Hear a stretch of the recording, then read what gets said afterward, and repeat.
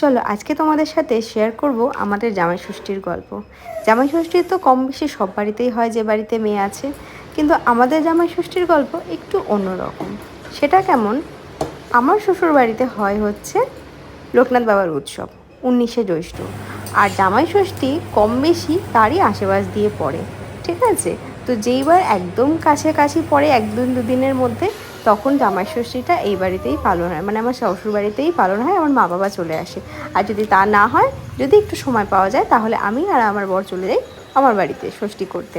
তা এই বছর যেমন 1 তারিখে জুন মাসে ষষ্ঠী ছিল, আর 3 তারিখে হচ্ছে উৎসব, তাই জন্য কী করেছি, মা বাবাই চলে এসেছিল, মা বাবাকে নিয়ে চলে এসেছিলাম।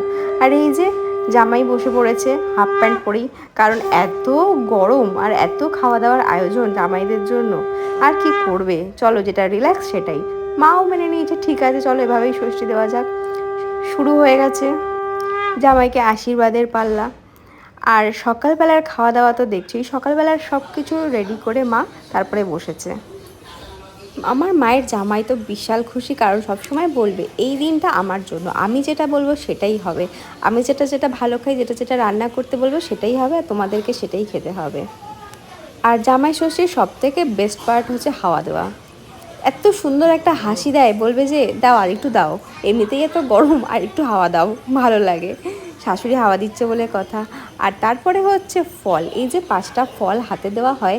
আমার বর নিজেকে ফরেনার বলে ডিম্যান্ড করে, ঠিক আছে, বলবে আমি ফরেনার, তাই জন্য আমি নর্মাল ওই সব ফল টল খাবো না, তো ওই জন্য ভালো ভালো ফল খুঁজে নিয়ে আসবে। আর ষষ্ঠীর মোটামুটি 1 সপ্তাহ আগের থেকে শুরু করে দেবে আমার জন্য কী কিনেছে, আমার জন্য কী কিনেছে, আমার জন্য কী গিফট কিনেছে। এত গিফট পেতে আর দিতে ভালোবাসে যে, মানে সত্যি খুব ভালো একটা জিনিস এটা। এই হচ্ছে জামাই ষষ্ঠীর।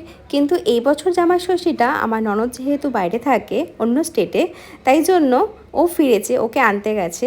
আর তো বেচারা অনেকটাই এক্সস্টেড হয়ে গেছিলো, যার জন্য কি করেছে, শুধুমাত্র সকালে ফল খেয়েছে, বাকি যে পরোটা করা হয়েছিল, চানা করা হয়েছিল, সেগুলো আর খেতে পারেনি বেচারা। এতই গরমে এক্সস্টেড হয়ে গেছে, শুধুমাত্র এত সুন্দর সুন্দর বিদেশি ফল এনেছে নিজের জন্য, তো শুধু সেটুকুই খেয়েছে। আর তারপরেই চলে এসেছি হচ্ছে দুপুরে, তার মাঝখানে একদম ভালো একটা 3 ঘন্টার ঘুম দিয়ে নিয়েছি, যাতে শরীরটা একটু রিল্যাক্স হয়। আর দুপুরের খাওয়া দাওয়া তো একদম ব্যঞ্জন মা সাজিয়ে দিয়েছে, ও যা যা ভালো খায় সমস্ত কিছু।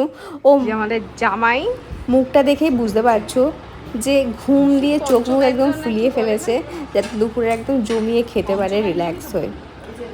তো দেখতেই পাচ্ছ ওর খাওয়া দাওয়া শুরু হয়ে গেছে, আর ওর খাওয়ার জন্য আমরা ওয়েট করছিলাম, তারপরে আমরা খাবো বলে। যাই হোক, তোমাদের বাড়িতেও সবার বাড়িতে যাদের যাদের জামাই ষষ্ঠী পালন হয়, কীভাবে হয় বা তারা কি রান্না করে সমস্ত কিছু বলবে। ওর জন্য যেমন আমার মা করেছিল মাংস, শুক্তো, মাছের ঝোল, ভেজ ডাল, রায়তা করা হয়েছিল, 5 রকমের ভাজা, মিষ্টি, চাটনি, পাঁপড়, আর আমাদের আম দুধ দিতে হয়, ছাই দেওয়া হয়েছিল। তো আমাদের জামাই ষষ্ঠী কিন্তু এভাবেই শেষ না, কারণ আমি মাকে বলেছি, মা আমার জন্যই তো জামাইটা পেয়েছো, বলো আমি মেয়ে, তোমার বিয়ে দিয়েছো, সেই হিসেবেই তো জামাইটা হয়েছে, শুধু ওকেই সব কিছু দেবে, ওকেই করবে, আমাকে কিছু করবে না, আমাকে কি আশীর্বাদও করবে না? তো আমাদের বাড়ির নিয়ম অনুযায়ী মেয়েদেরকেও আশীর্বাদ করা হয়, কোনো অসুবিধে নেই। আমাকেও গিফট দেয় মা প্রত্যেক বছর। জামাই ষষ্ঠী যদি হতে পারে, মেয়ে ষষ্ঠী কেন হবে না, বা বৌমা ষষ্ঠী বা কেন হবে না, তাই না? তো এটা আলাদাভাবে বৌমা ষষ্ঠী সেটা সেরকম কিছু না। তো আমার বরকে, আমাকে দুজনকেই একসাথে আশীর্বাদ করা হয়, ষষ্ঠী দেওয়া হয়, ওকেই পাশে আমি থাকি ওর। এই দিনটা আমাদের খুবই ভালোভাবে কাটে, খুবই আনন্দ হয়। তবে ওই বাড়িতে যেতে গেলেও আনন্দ হয় বেশি, আর এই বাড়িতেও যদি মা বাবা চলে আসে সেটাও আমরা আনন্দ করি। তো এভাবেই আমাদের জামাই ষষ্ঠী হয়। আর কার কার কী হয় বল।